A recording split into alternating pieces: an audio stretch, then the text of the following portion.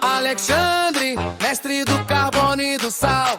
Borges Pita, professor fenomenal. Clica o próximo slide, muda a reação. Na estrada da química é pura combustão. Fala galera! Hoje nós vamos falar sobre radioatividade. Matéria essa que pode ser encontrada tanto nos livros de química como também nos livros de física. Essa aula eu vou dividir em algumas partes para que a aula não fique tão grande, tão cansativa. Você vai poder escolher qual é a parte que você está precisando mais de entendimento, de explicação, mais de exercício. Vamos começar aqui com conceitos teóricos, conceitos básicos da radioatividade. Bom, o que é a radioatividade? É a propriedade que os núcleos instáveis possuem de emitir partículas e radiações eletromagnéticas para se tornarem estáveis. Essa aula é muito legal se você também assistiu a aula de modelos atômicos. Tanto faz o modelo atômico que eu tenho no canal mais curto ou mais longo, Porque nós temos que lembrar, por exemplo, o que se encontra dentro do núcleo do átomo, prótons e nêutrons, e também outras partículas que veremos aqui, viu? E em volta do núcleo, os elétrons. Então, o que vai acontecer nesse núcleo que é instável? Vai sair partículas, prótons e ou nêutrons. Prótons e ou nêutrons. Logo, a radioatividade natural ocorre geralmente com os átomos de número atômico maior do que 82. Por quê? Porque ele é instável. Daqui a pouco a gente vai entender por quê. A reação que ocorre nessas condições, isto é, alterando o núcleo do átomo, chama-se reação nuclear, porque tudo ocorre no núcleo. Então, basicamente, nós temos aqui o núcleo instável, que pela emissão de partículas e radiações, as radiações são os elétrons, que podem estar no caminho ali do próton, do nêutron, e isso pode levar os elétrons também, como também antipartículas.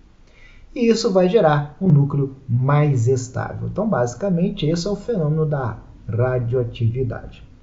Falar de radioatividade é falar de grandes cientistas como o Henri Becquerel, como principalmente Marie Skłodowska-Curie, a polonesa, e lógico, seu marido Pierre Curie, que foram responsáveis pelo rádio polônio.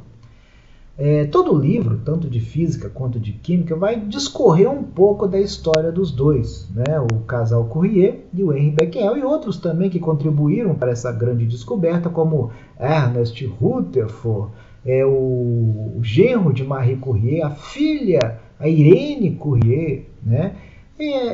Bom, é legal, aconselho aqui, assistir o filme Radioativa. Está lá na Netflix. É muito interessante e vai dar um pouquinho de entendimento na vida de Marie Skłodowska-Curie e como foi sua vida científica.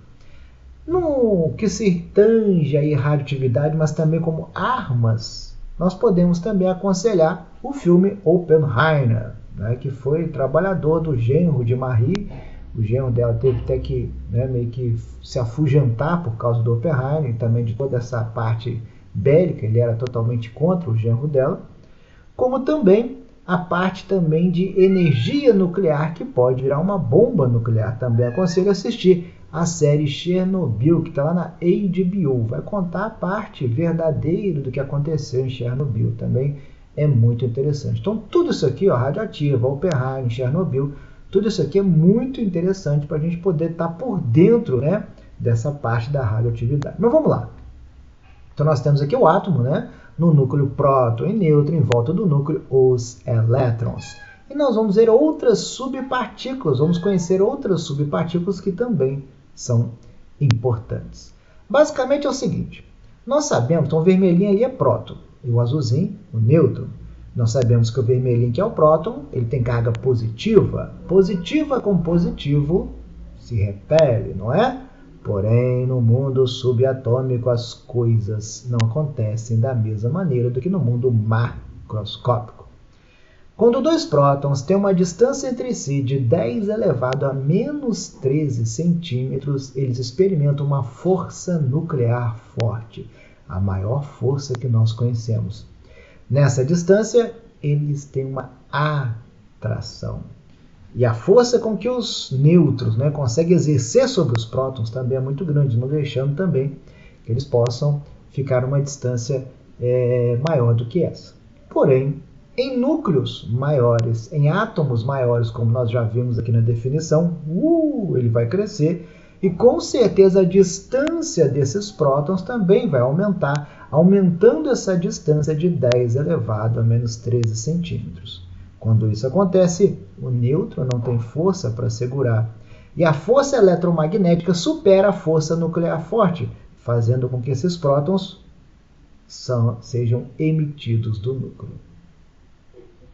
É basicamente como funciona uma partícula radioativa. Existem outras subpartículas, como também o meson. O meson ele é muito interessante. O meson ele tem uma capacidade, quem descobriu isso foi o japonês Yukawa, ele tem uma capacidade que é fora do comum. Se ele tiver nêutron, ele pode se aproximar de um próton, absorver essa carga do próton e transformar um próton em um nêutron. Então, um próton pode ser transformado em um nêutron. E se esse meson tiver essa outra capacidade, já que ele já está positivo, ele pode chegar próximo ao nêutron e transferir essa carga positiva para o nêutron, transformando o nêutron em um próton. Porque, basicamente, a única diferença entre o próton e o nêutron é a carga. Eles têm a mesma massa, o mesmo tamanho. Um tem carga, que é o próton, e outro não tem carga, que é o nêutron. A estabilidade nuclear, como é que funciona? É uma relação, né, de divisão entre número de nêutrons e número de prótons. Se essa divisão de número de nêutrons dividido pelo número de prótons der um valor entre 1 e 1,5, nós temos a estabilidade, exceto o hidrogênio, né, porque o hidrogênio não tem nêutron, mas ele é estável. Se essa relação me der um valor maior do que 1,5, ou seja, eu tenho mais nêutrons do que próton, instabilidade. Tendência de emissão de partículas beta ou nêutrons, neutrinos, quando possuem muitos nêutrons em relação ao número de prótons. E quando eu tenho um valor menor do que 1, eu tenho mais prótons do que nêutrons, também instabilidade. Emissão de pósitrons ou captura, né, de elétron na camada K da eletrosfera e emissão de raio-x. O pósitron, por exemplo, é a antipartícula do elétron, seria o antielétron, também denominada antielétron, apresenta carga mais 1 e sua massa é a mesma do elétron. Então, além das partículas, nós também temos as subpartículas. Hoje nós sabemos que tem mais de 50 entre partículas e subpartículas, mas a gente acaba estudando aqui, né, no ensino médio os prótons, os nêutrons, os elétrons, o meson, que eu acabei de falar, o bóson de Higgs, né, os quarks, né, e a gente acaba por aí, como a gente já viu na aula de modelo atômico. E aqui nós temos, né, a demonstração dos elementos.